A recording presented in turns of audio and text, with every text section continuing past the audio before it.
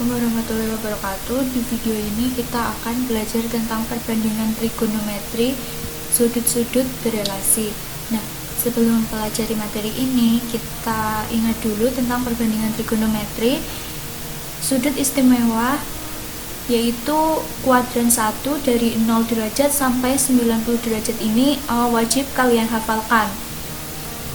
Kalau di sini saya memiliki suatu lingkaran, kemudian kita bagi menjadi 4 bagian. Tentunya sudah dipahami, nantinya kita sebut sebagai kuadran 1, kuadran 2, kuadran 3, dan kuadran 4. Kemudian kuadran 1 itu dari 0 sampai 90 derajat. Kemudian kuadran 2 dari 90 derajat sampai 180 derajat. Kuadran 3 dari 180 derajat sampai 270 derajat. Kemudian kuadran 4 dari 270 derajat sampai 360 derajat. Nah, sekarang untuk menentukan nilai-nilainya itu perlu ada rumusnya. Untuk menentukan nilainya, yang kita perlu ingat adalah tanda-tandanya dulu. Kalau di kuadran 1 itu sin bernilai positif, cos dan tan juga positif. Kemudian di kuadran 2, sin bernilai positif, cos bernilai negatif, dan tan bernilai negatif. Untuk kuadran 3, sin dan cos bernilai negatif, dan tan bernilai positif.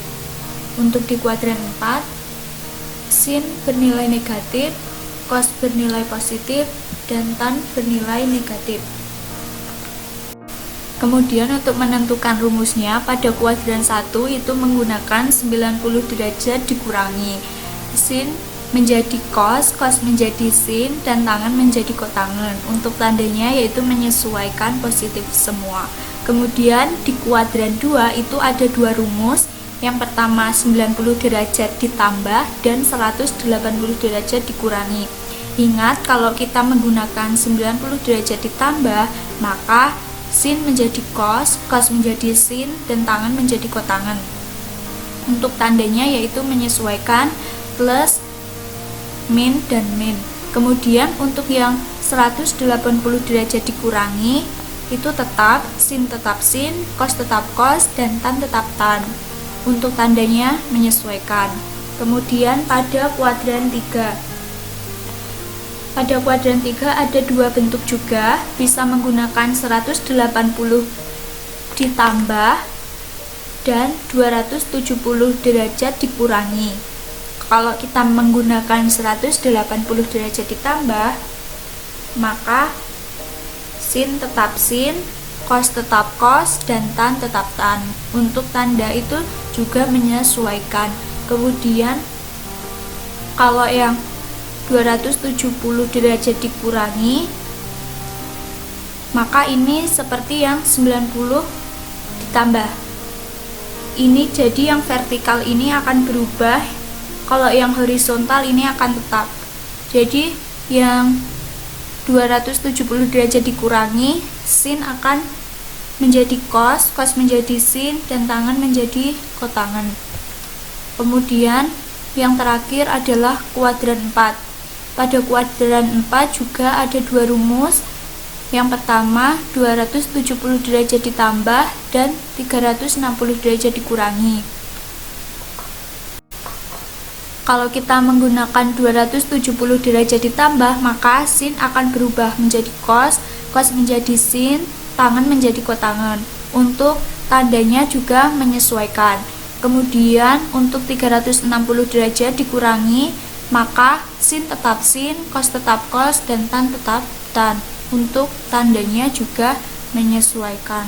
Selanjutnya saya memiliki contoh soal. Tentukan nilai dari A. Sin 120 derajat, B. Cos 225 derajat, dan C. Tan 330 derajat. Nah, untuk yang A, sin 120 derajat ini berarti dia berada di kuadran 2. Untuk itu kita bisa mengubahnya, itu bisa 180 derajat dikurangi. Seperti ini. Jadi sin 180 derajat dikurangi berapa yang hasilnya 120 derajat. Kita ingat rumus sin 180 derajat dikurangi alfa sama dengan sin alfa. Jadi kalau di sini kita memiliki sin 120 derajat, maka kita gunakan sin 180 derajat dikurangi 60 derajat, maka sama dengan sin 60 derajat, karena dari rumus ini tadi sin alfa, jadi alfanya itu 60 derajat. Kemudian sin 60 derajat itu adalah setengah akar 3. Kemudian yang B tentukan nilai dari cos 225 derajat. Untuk cos 225 derajat berarti berada di kuadran 3. Kita bisa menggunakan rumus 180 derajat ditambah. Jadi kita menggunakan rumus cos 180 derajat ditambah alfa sama dengan cos alfa. Nah, jadi untuk mendapatkan 225 kita gunakan 180 ditambah berapa, kan begitu. Jadi ini kita tambah 45 supaya menjadi 225. Jadi dia sama dengan min cos 45 derajat, seperti rumus yang sudah diketahui ini. Kemudian min cos 45 derajat itu sama dengan min setengah akar 2. Nah, kalian harus menghafalkan rumus-rumus sin cos. Jadi sin cos tan, jadi untuk menentukan sin 60 derajat, cos 45 derajat itu harus bisa. Kemudian yang selanjutnya, yang C, tentukan nilai dari tan 330 derajat. Nah, tan 330 derajat ini berarti dia berada di kuadran 4. Maka rumusnya kita bisa menggunakan tan 360 derajat dikurangi alfa sama dengan min tan alfa. Berarti kalau kita menggunakan 360 derajat, maka dikurangi berapa supaya menjadi 330 derajat. Berarti kita kurangi dengan 30, maka didapat alfanya adalah 30 derajat. Jadi sama dengan rumus yang sudah diketahui, yaitu sama dengan min tan alfa, maka karena alfanya 30 berarti min tan 30 derajat, yaitu min sepertiga akar 3. Seperti itu. Jadi kuncinya adalah di rumus, dan kalian harus menghafalkan nilai-nilai dari sin, cos, dan tan. Seperti itu.